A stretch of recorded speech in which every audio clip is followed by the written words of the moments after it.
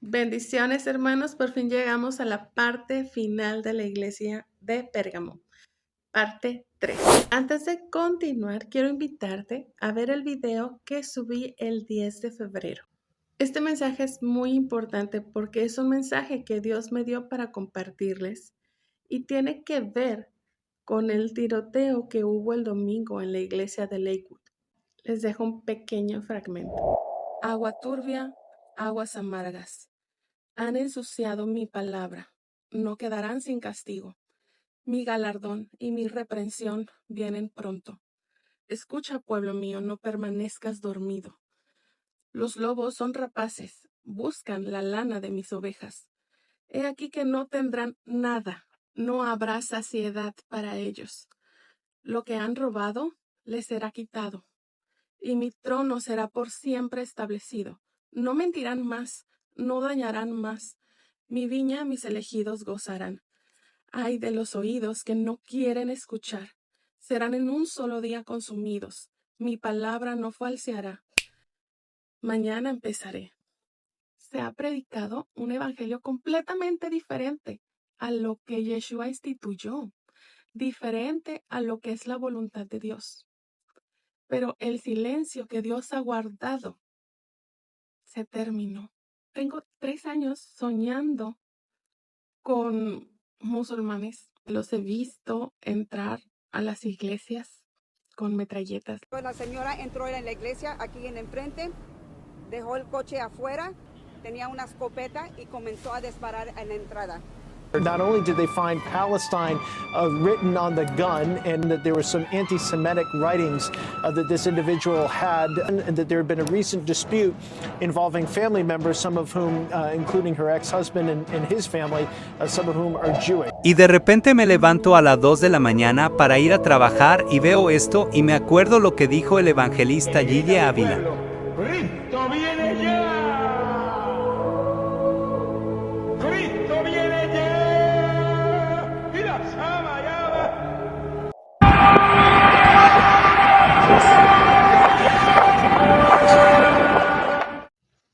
Yo de todo corazón creo que Dios me dio la oportunidad de dar este mensaje para respaldar lo que les estoy compartiendo, para que no piensen que es algo que viene de mí. No se trata de que crean en mí, sino de que se acerquen más a Él, que puedan comprender el tiempo en el que estamos viviendo y que ayuden a despertar a más hermanos en la fe.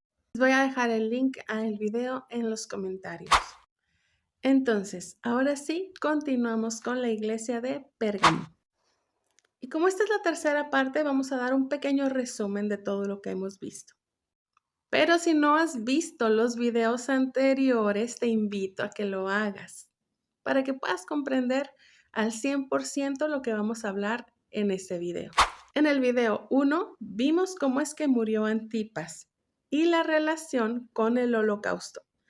Vimos que el trono de Satanás se encuentra en Turquía y que este trono se conoce como altar de Zeus y fue trasladado a Alemania antes de comenzar con la Segunda Guerra Mundial. También vimos que en 1990 Turquía pidió el trono de regreso.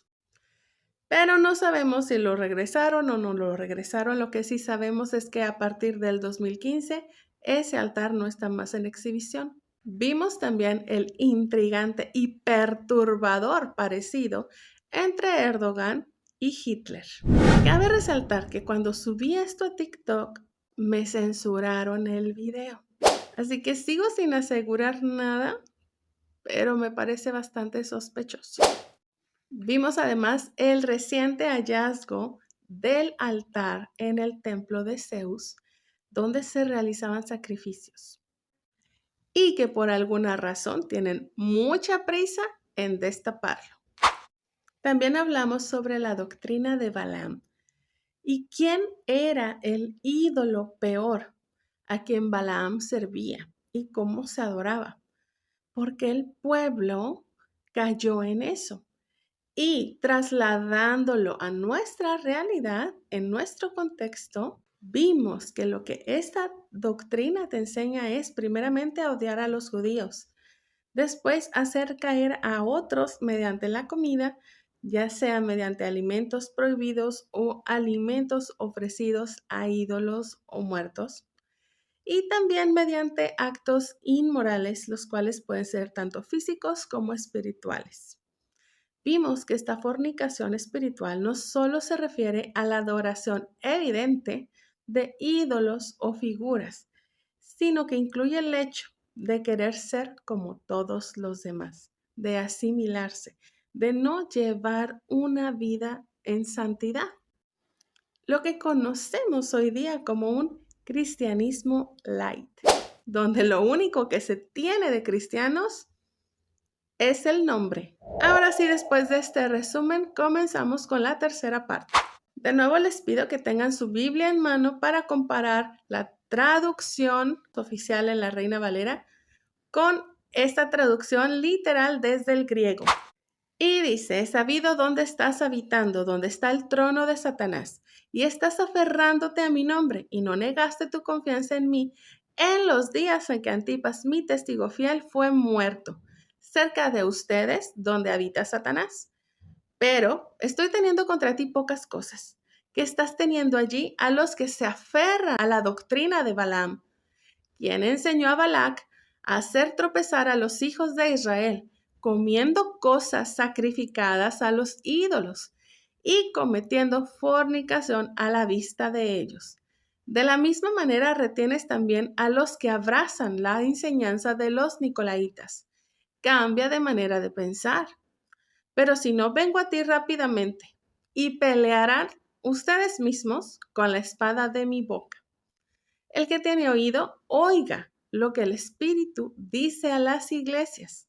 Al que venciere, daré a comer del maná escondido y le daré una piedrecita blanca y en la piedrecita escrito un nuevo nombre, el cual ninguno conoce sino aquel que lo recibe. En el mensaje de Éfeso, vimos que los nicolaitas son lo que hoy conocemos como gnósticos. Y a Pérgamo se le dice que tiene a los que abrazan esta doctrina. Es decir, no son nicolaitas, pero tienen ahí a quienes creen en esas enseñanzas. ¿A qué enseñanza se refiere? Básicamente a que Yeshua no es divino, sino un maestro iluminado. Para poder explicar este punto, les tengo que decir de quién se trata esta iglesia de Pérgamo. ¿Listos? Es la iglesia católica. ¿What? Apuesto que ni siquiera esperaban verla aquí, ¿verdad? Pues sí, aquí está, aferrándose al nombre de Yeshua, a pesar de vivir en el trono del enemigo, a pesar de sus muchos errores. Hermanos, a mí me ha tocado conocer católicos que se rehúsan a orarle a los santos o a las vírgenes. He conocido católicos verdaderamente temerosos de Dios, mucho más temerosos que muchos evangélicos. Así que sí, ellos también forman parte del cuerpo de Yeshua. También son una lámpara dentro de esta menorá. Y para poder explicar esto, vamos a ver quién fue Constantino.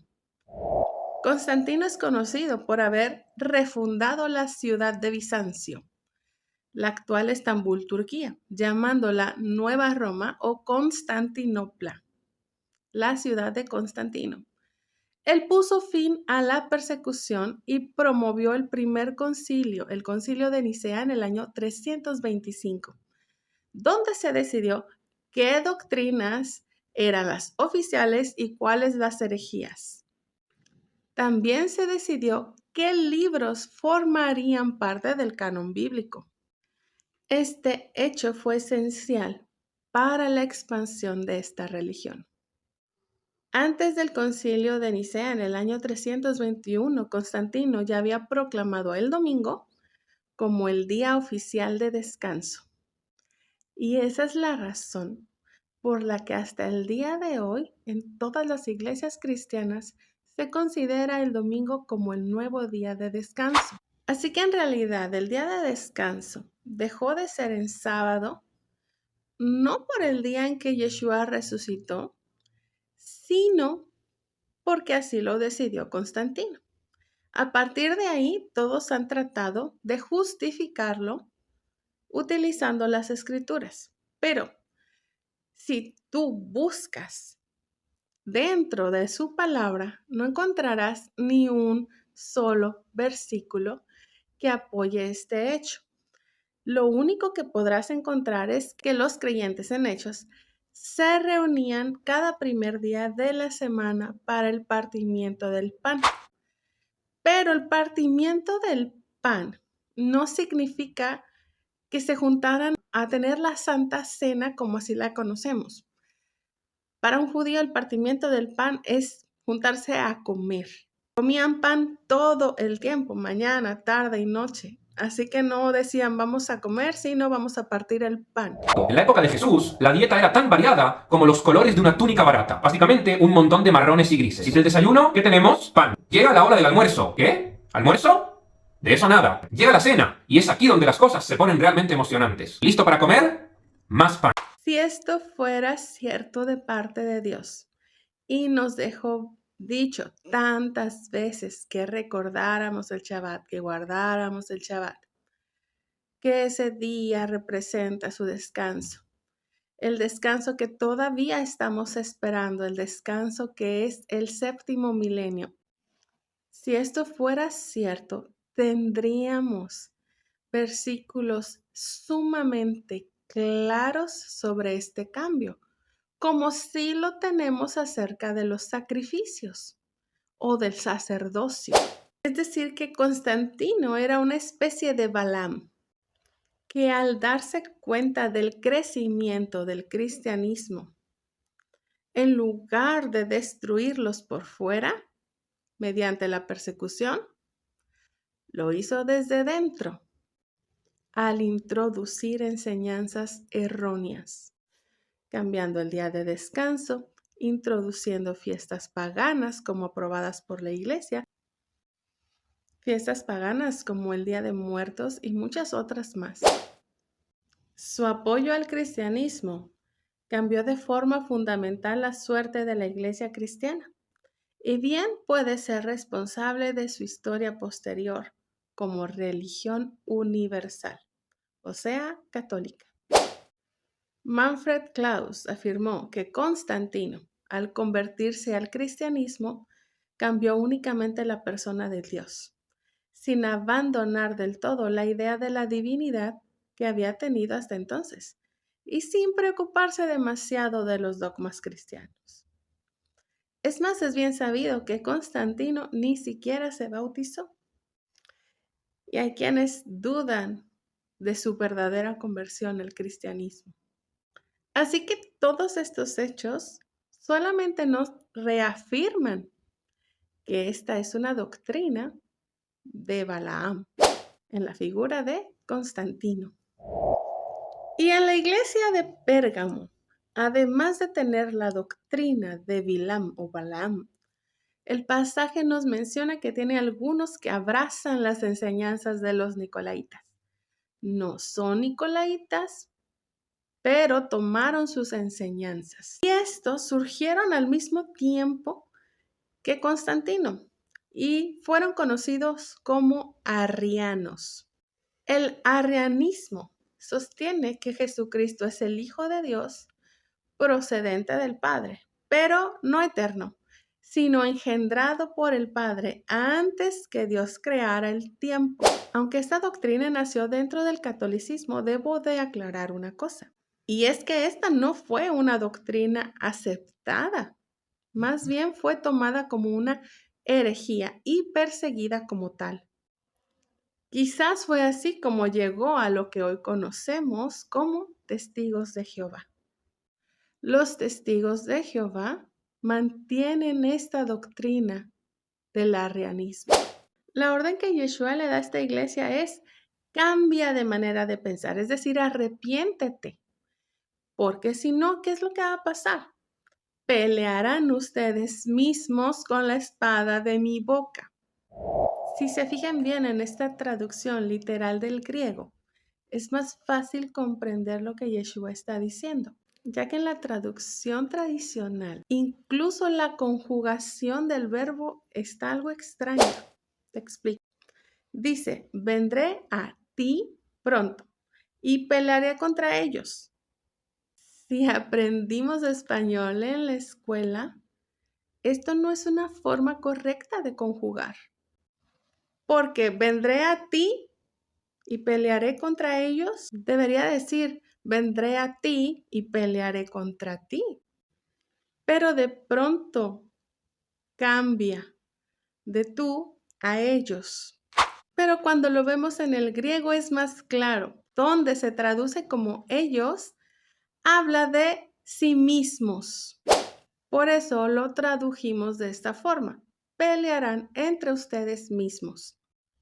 ¿Con qué pelearán? Con la espada de su boca, es decir, con la misma palabra de Dios, lo cual evidentemente todos hemos visto, desde la Santa Inquisición, la Reforma Protestante y el constante pleito que existe entre cristianos evangélicos y católicos hasta el día de hoy. Hermanos, nos toca a todos cambiar de forma de pensar. No podemos dejarnos guiar por hombres en lugar de obedecer a la palabra de Dios para poder vencer y comer de ese maná que está escondido, el pan de vida. Recibir un nuevo nombre, un nuevo propósito. Lee tu Biblia de principio a fin. Platica con Dios todos los días. Él está ahí anhelando que le hables. Bendiciones.